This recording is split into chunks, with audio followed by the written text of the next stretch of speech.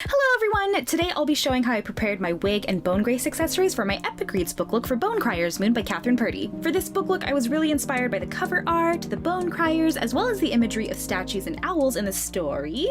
And if you'd like to see the full video on how I put this book look for Bone Crier's Moon all together, be sure to check it out over on Epic Reads #booklook playlist. To prep my accessories for this book look, I'm starting with my bone grace horns. These are just some costume horns that I got from Amazon, and to get them to look more like bones, I'm spray painting all over them with some white primer paint as a base layer of color. After, I'm doing the same with my crow skull bone grace necklace, which I also purchased from Amazon, and I'm spray painting the entire thing white as well. While those dry, I'm moving on to my leaf attachments that I plan to glue to my face and wig on paint day. For these, I'm using some cloth wedding craft leaves, and I'm cutting them into different shapes and using watercolor paints to color match them as best as I can to the leaves on the book cover.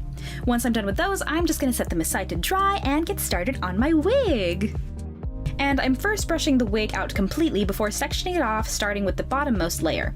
I was listening to Girls of Paper and Fire by Natasha Nyan while doing this, and as you can see by my reactions, it was amazing, and I highly recommend reading that book too.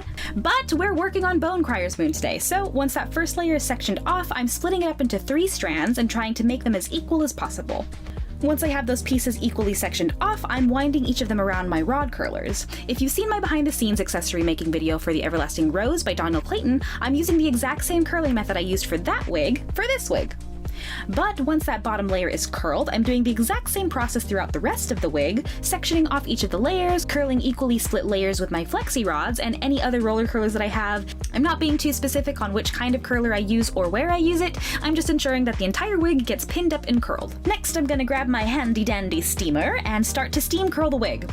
I'm also going to throw a plastic bag over it to ensure I trap an even amount of steam over the entire wig and letting it sit under the bag for 5 minutes. After those 5 minutes are up, I'm going to remove the bag, set it aside so my cat and dog don't mess with it, and let the wig cool and set overnight while we all go to sleep.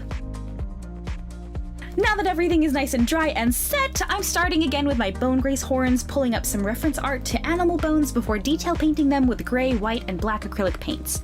I'm not doing too much heavy-duty paint work, and I'm mostly just trying to enhance the shading and details that are already on the horns.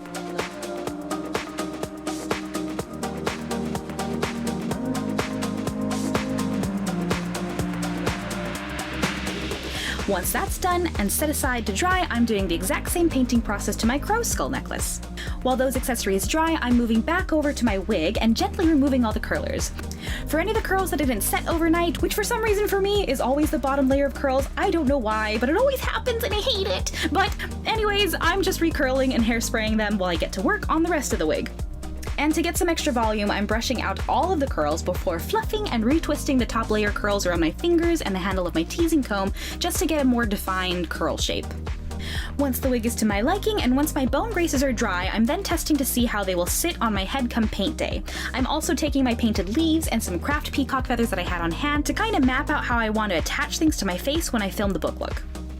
I'm also toying with adding more leaves and foliage to the wig, so come paint day, I can look more like one of the statues from the story, with a bone crier owl twist and lots of abundant foliage growth around me. But once that's all set, we're done! Woo! I hope you all found this video helpful. If you haven't yet, be sure to check out my full book look for Bone Crier's Moon by Kathryn Purdie over on Epic Reads #booklooks playlist, which I'll have linked down below. I wanted to give an enormous thank you to HarperCollins Publishers for commissioning me for this book look, and an even bigger thank you to you all for watching. Let me know which book looks you'd like to see me do next, and I'll see you all next time. Bye!